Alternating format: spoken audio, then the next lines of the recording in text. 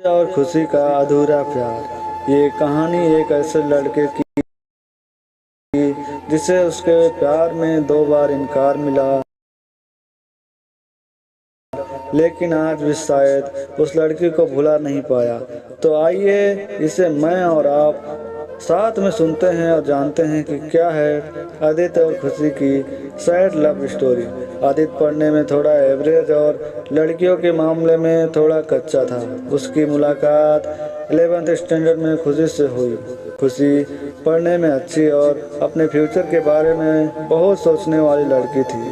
धीरे धीरे 11th खत्म होते होते वह अच्छे दोस्त बन गए थे और 12th में आदित्य ने खुशी से अपने प्यार का इजहार कर दिया, लेकिन खुशी ने इनकार करते हुए बड़े प्यार से उसे समझाया कि इससे हम दोनों की ज़िंदगी खराब हो जाएगी, क्योंकि हम ना ही क्लास में पढ़ाई कर पाएंगे और ना ही घर पर।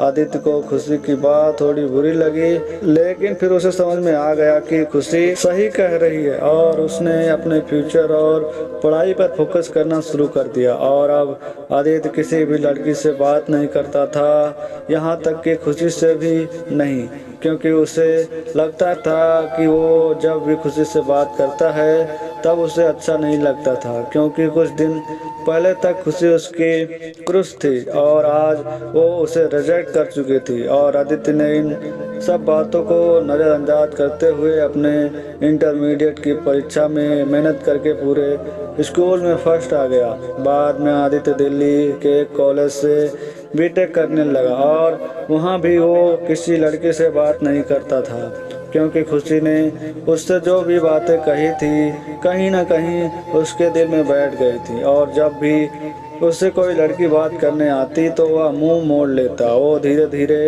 अपने पढ़ाई में और भी अच्छा होता गया और आखिरी आते आते वो अपने कॉलेज में भी टॉप 10 की लिस्ट में आ गया और उसे कॉलेज से ही प्लेसमेंट मिल गई और वो जॉब करने के लिए फिर से मुंबई चला गया। मुंबई एक बहुत ही बड़ा शहर है जहाँ एक मोहल्ले के लोग दूसरे मोहल्ले वाले को नहीं जानते हैं। वहीं जब आदित्य ऑफिस गया तो उसे वहाँ खुशी दिखी, लेकिन अब खुशी के लिए उसके दिल में कोई जगह नहीं थी और इसीलिए वो हर बार खुशी से छिपता रहता। इसलिए नहीं क्योंकि वो उससे नाराज था, बल्कि इसलिए क्योंकि वो फिर से खुशी की ज़िंदगी में नहीं आना चाहता था। लेकिन वो कहते हैं ना कि भगवान की मर्जी के आगे किसी का नहीं चलती।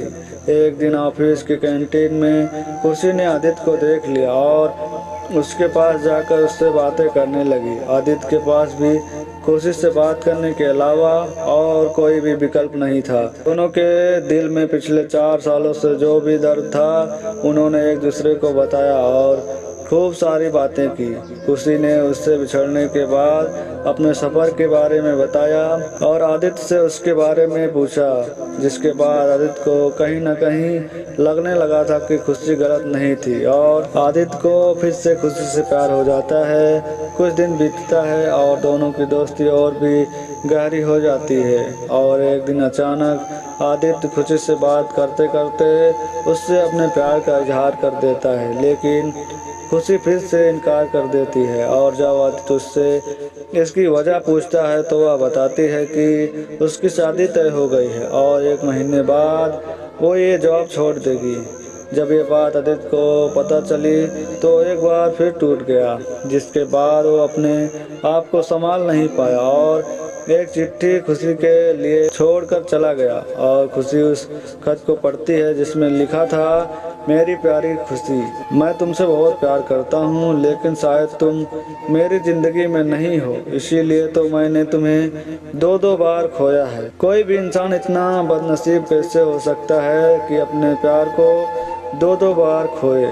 मैं नहीं जानता कि मैं तुमसे दूर जाके जी पाऊंगा कि नहीं, लेकिन तुम्हें अगर किसी और से शादी करते देख लूँगा तो पक्का जी नहीं पाऊंगा। इसीलिए मैं तुम्हें और इस शहर को दोनों को छोड़ के जा रहा हूँ। शायद तुम मुझे भूल जाओ, लेकिन दूसरी बार मिलने के बाद मैं तुम्हें कभी नहीं भूल पाऊंगा। मैं भगवान से प्रार्थना करूंगा कि वो तुम्हें और तुम्हारे होने वाले पति को हमेशा खुश रखे। तुम्हारा प्यार। आदित्य का खत पढ़ने के बाद खुशी रोने लगी और आदित्य को बहुत ढूंढा पर वो कहीं भी नहीं मिला। और बाद में खुशी ने अपने परिवार की खुशी के लिए अभिषेक से शादी कर ली।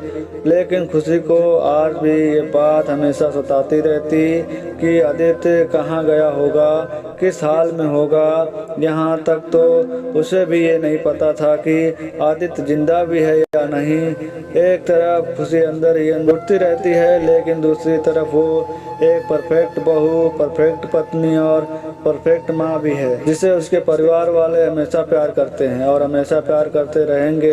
एक शेर है दोस्तों, मिल जाती अगर सभी को अपनी मोहब्बत में मंजिल, तो यकीनन रातों के अंधेरों में कोई दर्द भरी शायरी नहीं लिखता। हमें ये तो नहीं पता कि खुशी ने 12th स्टैंडर्ड में या जॉब टाइम पर आदित्य को ठुकरा के गलत किया या सही, लेकिन आदित्य ने साबित कर दिया कि वो खुशी से सच्चा प्यार करता था। और इस बात का एहसास शायद अब खुशी को भी हो चुका था, और इसीलिए शायद आज तक खुशी अपने आप को माफ़ नहीं कर पाई।